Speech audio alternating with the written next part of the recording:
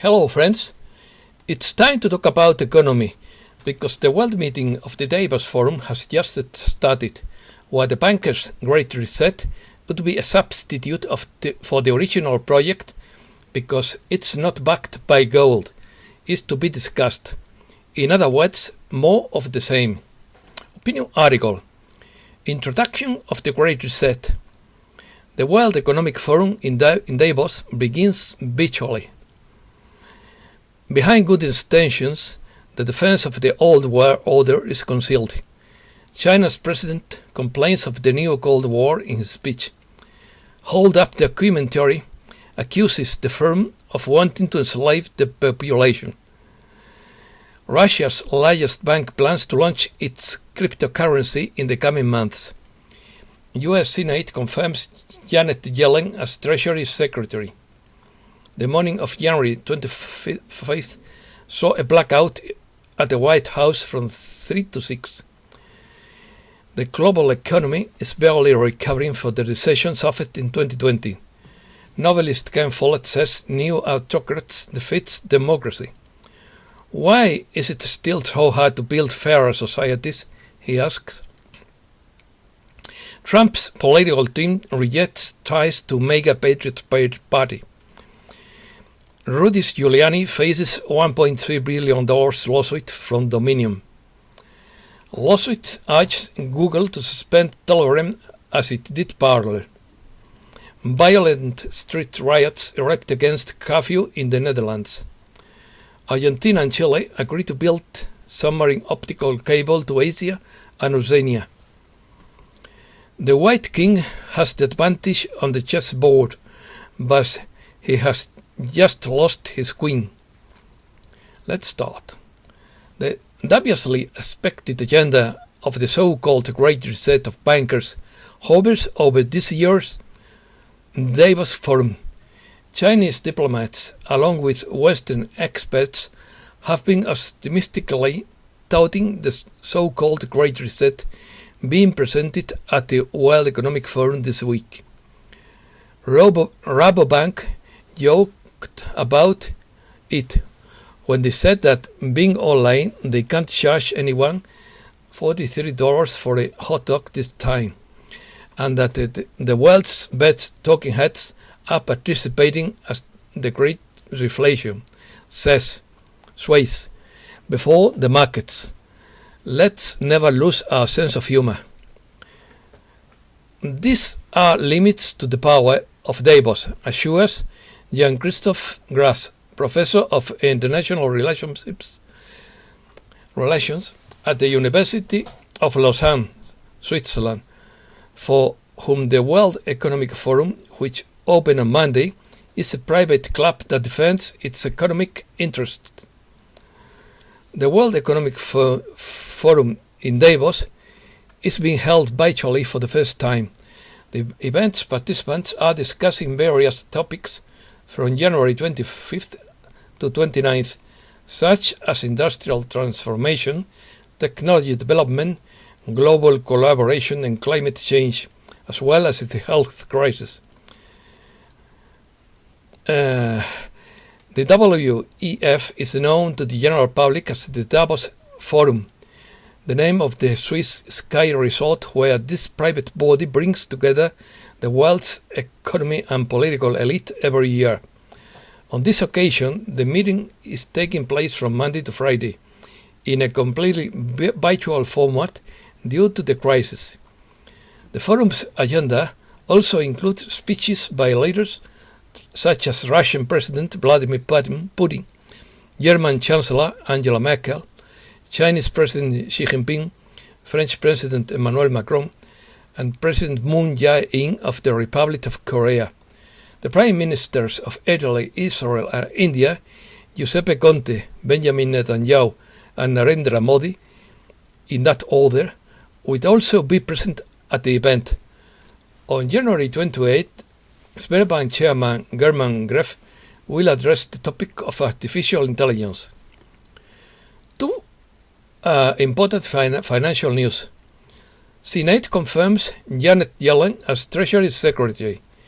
The US Senate has confirmed Janet Yellen as the 78th Secretary of the Treasury Department. The 8-4 against 15 Senate confirmation vote late on January 25th marks the first time a woman will assume the position.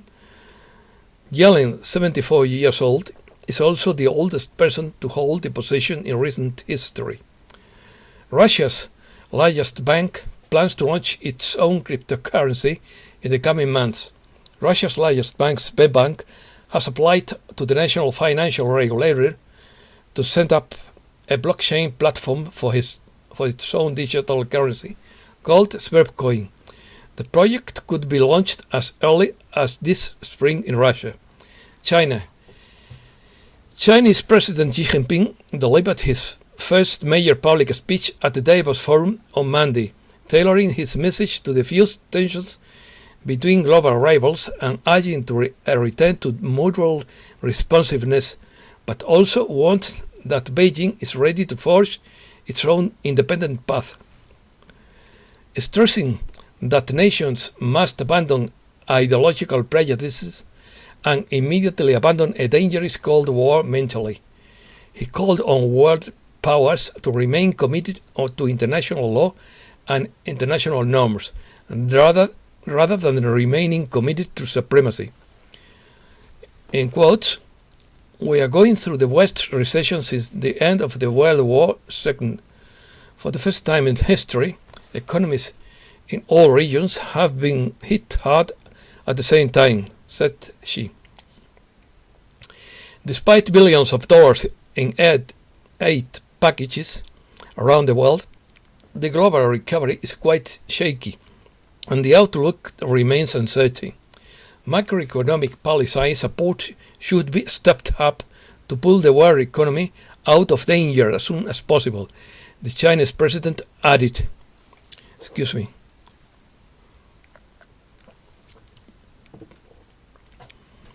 Good Intentions, the French documentary Hold Up, accuses the Davos Forum of waiting to enslave the world's population. According to Professor Grath, it is clear that Davos has influence because it is the powerful who meet, but the limits of Davos' power must be seen. It's not enough for 5 heads of state and government to agree for it to work, so the power of Davos should not be given too much importance. Its founder, Klaus Schwab, urges to rethink capitalism and claims that neoliberalism is dead and that inequalities are worrying, but they are the most unequal. The forum has a public side. He assures that it exists to think about the general interest, to be at the service of the improvement of the world order, that the elites have a responsibility with the climate or with inequalities. Nice words, but it's the facts that speak. However, the Davos Forum remains an exclusive club where not everyone has a place. Moreover, this discourse allows for a fairly ambitious reformist agenda, but without questioning the old world economic order, where the decisions of large listed companies are defined by shareholders seeking maximum short-term profitability, says Professor Grath. Recession. The world economy would show a modest recovery of 4.7% this year, after contracting by 4.3% in 2020 because of the health crisis, more than double the impact of the global financial crisis in the year 2009, the United Nations said Monday. The UN Department of Economic and Social Affairs World Economic Situation and Prospects report said developed economies that plunged 5.6% in 2020 are projected to grow 4%, while developing countries contracted 2.5% and would expand 5.7% in 2021. Massive and timely fiscal responses averted a Great Depression-like economic catastrophe globally, the report says. it will remain critical for the G20 economies to return to a growth trajectory, not only to boost economies for the rest of the world, but also to make the global economy more resilient to future shocks. The report warns. It added that 131 million more people fell into poverty in 2020. Dollar crisis.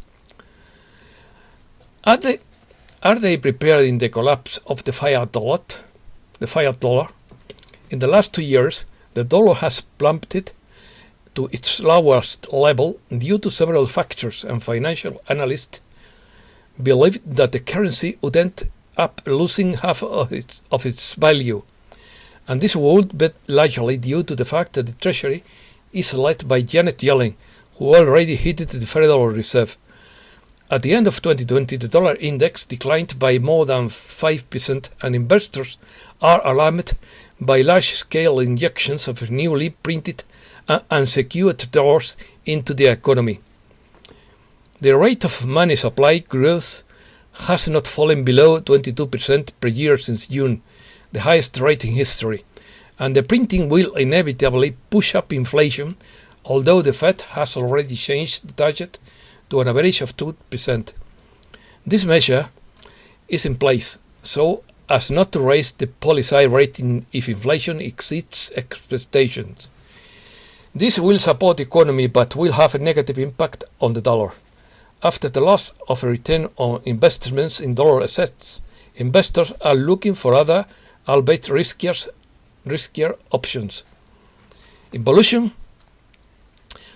The famous British novelist Ken Follet, author of The Pillars of the Earth, states at the High Festival in Medellin, Colombia, that when the new autocrats defeat democracy, humankind will take a step backwards into the Dark Ages. He believes that one of the things we have preserved since the Middle Ages is the search for an ideal of justice, something that is very present in these books, including Darkness and Dawn. Centuries later, the battle hasn't changed in many countries. Why is it still so difficult for humankind to build more just societies? For the most of the history of human civilization, people have been ruled by autocracies. Democratic systems are still very young and very rare, and they have many shortcomings, such as the lack of fair play in elections. In fact, most of the world's population doesn't currently live in democratic societies, but in some kind of autocracy. Freedom is then something very rare and therefore too precious. That is why one of the themes of his books is how people seek that freedom. Poverty in Spain. The pandemic could take Spain to an unprecedented level of poverty. Oxfam in turn has warned that the impact of the health crisis in Spain could leave 1 million more people below the poverty line, with 790,000 in severe poverty, reaching 11 million people. The effect of this blow would take us to unprecedented levels of poverty. It warns in its annual inequality report published to coincide with the Davos Forum. In an unprecedented crisis, the total number of people in severe poverty living on less than the equivalent of 16 euros a day could reach more than 5 million people. Before the crisis, the percentage was 9.2% and now stands at 10.86%. The relative poverty rate, estimated at 24 euros a day, would rise from 20.7% to 22.9%.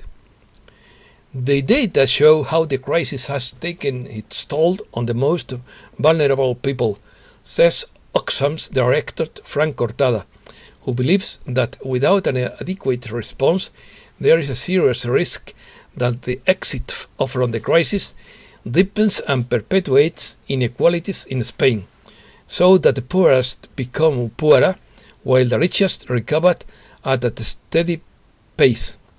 According to the organization, the poorest people in Spain would have lost proportionally up to 7 times more income than the richest. News from Spain. New earthquake magnitude 3.3 in Grenada, where 26 have been registered since yesterday. The National Geographic Institute has registered this Sunday a new earthquake in Grenada, which epicenter in the town of Atarfe, a magnitude 3.3, which has occurred at a depth of 1 kilometer. This being the 26th earthquake registered in the area since another 1 magnitude 4.4 that caused damage to homes and 1 injured in Santa Fe. The forest fire declared on Friday in the area of Castalla, in the municipality of Berja, Almeria, has been controlled after burning about 400 hectares of pine forest, oak and scrub. The Polisario threatens Morocco with an escalation in the Sahara. The Polisario Front from Independence threatened Morocco on Sunday with a military escalation after bombing the border post of Gergerat under Moroccan control in the disputed territory of Western Sahara. The Sahrawis say they are in a state of war of legitimate self-defense after Rabat sent troops on November 13th to the southern tip of the territory to expel a group of militants blocking the only access road to Mauritania. Political news. There are 3 different versions of what happened or failed to happen on January 20th. Simon Pax believes it was because of a deadly bomb threat. Mike Adams believes it was to avoid a cyber war. My hypothesis is that Trump has only 80% support from the military and 20% against, and a legal intervention would have caused confrontation among the military itself. But we don't have the absolute truth, because this subject is highly classified. Lieutenant General Thomas McKinney presented this issue to 800 generals recently. Situation update. According to Mike Adams, Trump wouldn't be restored as a president by March 4th, April 1st, or any time soon. Although the president reportedly signed the documents to turn over control to the military in a limited emergency powers scenario, the military didn't want to act against Biden on Inauguration Day for fear of starting a cyber war. In fact, there was an activation of many units a few days before the inauguration, and many active duty personnel thought it would be go time, but it turned out to be another hurry up and wait, a scenario that is all too common among the military. Blackout. On the morning of January 25th, there was a blackout at the White House between 3 and 6 a.m. Police cars would stop at the White House, then cross the bridge and return and repeat the same operation over and over again, with police all over the place. We don't know exactly what happened, although someone said there were arrests. There are likely to be rolling blackouts in other areas where communications are cut off for a short period of time in order to conduct COVID operations. Trump news. Yesterday, Monday, President Trump's office opened. The office will be responsible for handling his correspondence, public statements, appearances, and official activities to carry out his administration's plan throughout advocacy, organizing, and public activism. Trump plans his next moves from the Mar-a-Lago Command Center. What was once a Trump-owned billiard room at Mar-a-Lago has been transformed into a high-tech command center. Go are the racks of pool cues and half a dozen felt-covered tables where society's elite played pool, replaced now by racks of servers and desktop pieces that scrutinize, analyze, and record nearly every piece of data about the presidency. Trump's political team denies ties to the newly formed party yesterday. Monday, the team denies ties to a new formed political committee called the Maga Patriot Party. The filing claimed that the team was linked to the new committee, but that team said it didn't authorize the filing of a form claiming it as a participant in a joint fundraising activities and has no knowledge of the new party's activities. Trump businesses suffer massive losses. Donald Trump is picking up a family businesses falling during the years of presidency and devastated by the closures and restrictions caused by the health crisis. Some of his golf clubs and hotels lost as much as 63% in revenue. The former president's net worth fell $500 million since he took office in 2017 and is now worth $2.5 billion, Bloomberg reports. Rudy Giuliani faces $1.3 billion lawsuit. Dominion Voting Systems Inc., the largest U.S. manufacturer of voting machines based in Denver, Colorado, filed a $1.3 billion lawsuit against Rudy Giuliani, Donald Trump's lawyer, accusing him of defamation for his comments about the campaign and about the November 2020 presidential election. JB News. JB didn't get the 21-gun military salute. There is quite a bit of speculation on social media about whether or not the Biden administration is legitimate or not, whether or not he's really in the White House, whether or not he rules only over the U.S. corporation and not really over the Republic, etc. But it is all speculation. The only objective fact is that JB didn't receive the traditional and customary 21-gun military salute during the inauguration ceremony of his administration. Dark money. JB raised a record $145 million in dark money as the amount given by anonymous donors is known. This is a surprising case, especially considering that Democrats themselves have criticized this type of fundraising. The White House adopts gender ideology. The new White House website includes a Contact Us section in which Internet users are asked to fill out a questionnaire that allows them to identify themselves. The questionnaire includes a drop-down menu for personal pronouns for different sexual orientations. Jeff Bay decided that each person has the right to choose which gender they wish to identify with. Biden to repeal ban on transgender people joining army. The president is poised to repeal this predecessor's ban on transgender people joining the army. A person familiar with the matter said, "Is government now the new religion?" A new cover of the Jacobins magazine is touching a nerve after the magazine said the government is now the God and is our religion to be worshipped. Surely the age-old question arises: who do you serve? Short news. Violent street riots erupt against curfew in the Netherlands. Police have arrested 70 people involved in violent protest for the third night in a row against the new restrictions that came into force on Monday. Police officers resorted to water cannons against looters in Rotterdam and used tear gas to disperse the crowd in Haarlem. Does vitamin D reduce risk?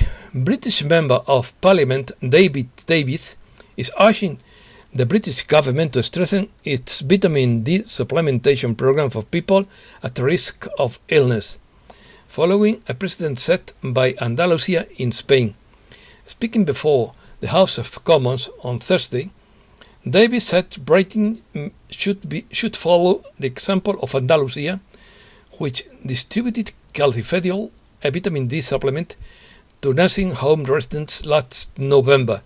Since then, deaths have fallen by 82% in the Spanish region. Those who are most afraid of the bug are smokers, with some exceptions. And I ask myself, how can they be healthy if they continue to smoke? I gave up smoking many years ago because it simply made me sick. Russian doctor warns about the danger of painkillers. Alexander Myasnikov, doctor and TV presenter on the TV channel Rossiya 1, recommended taking painkillers with caution, as in some cases they can do more harm than good to health. It's only his opinion. Science and technology. Flying cap. Electric, fast and cheap. This is the flying cap of the future. The company Hover has presented in Moscow the first prototype of a Russian flying drone capable of transporting people. After its production, the model drone is planned to be used as a cap. The flying cap, developed by Russian professionals, is capable of reaching a height of 150 kilometers and carrying a load of up to 300 kilograms. In addition, it has a maximum speed of 200 kilometers per hour, and with a battery charge, it can travel up to 100 kilometers. A lawsuit urged Google to suspend Telegram as it did Parler. Mark Ginsberg, who held the post of ambassador to Morocco, filed a lawsuit against Alphabet Inc., owner of Google, for a California court to force the internet giant to remove the Telegram app from its Google Play Store. Argentina and Chile agree on the construction of a submarine optical cable to Oceania and Asia. The president of Chile, Sebastián Piñera, held a bilateral meeting in Santiago with the Argentine president Alberto Fernández, in which they agreed to analyze the possibilities of managing construction of a submarine optical cable linking both countries with Australia, New Zealand, and Asia Pacific. Sophia robot promised to annihilate humankind and other androids. The US company Hanson Robotics, based in Hong Kong, China, developer of the humanoid robot Sophia, which has presented in 2016, has gained growing popularity for its radical statement about destroying humankind, intends to mass produce several of its models by the end of this year. SpaceX launches 143 satellites into orbit. SpaceX successfully launched the Falcon 9 carrier vehicle with a record of 143 satellites on board. The mission was called Transport-1. The previous record belongs to India and was set in 2017 with 104 vehicles in one launch. Among the satellites launched with the Falcon 9, 10 are from SpaceX's internet communication project called Starlink, and another 48 satellites are owned by the Planet company, which studies the Earth's surface. Also placed in orbit were 36 mini-satellites from the Internet of Things company Swarm Technologies. The Wolf Moon will light up the sky this week. Next Thursday, January 28th, astronomy enthusiasts will be able to appreciate the first full moon of the year, with some countries of North America and Europe is called the Wolf Moon or Old Moon. In this opportunity, a natural satellite will reach the highest point in the firmament compared to the remaining full moons in the remainder of 2021. A system with 6 exoplanets orbiting their star at a very precise rate is observed. Researchers believe that this system challenges what we know about the formation and evolution of planetary systems. With the use of different telescopes, a group of astronomers detected a particular harmony in the orbital motions of the planets that forms the TOI 178 system, located about 200 light years from the Sun in the constellation of Sculpture. Message from Sirius. Do not despair, dear ones. Contrary to what you have been seeing in the third dimension, playing out for all to see, this is not the end. It is indeed the beginning of the end. This has been a battle of good versus evil, so to speak. In effect, you are watching a game of chess. It may appear that the dark side is winning, but the white king is still on the board. He may have just lost his queen, but he still has the advantage. He has enough white troops on his side to take all the black troops and checkmate the black king. That's all for today. Thanks a lot, friends, and look after you and take care of you. Thank you a lot.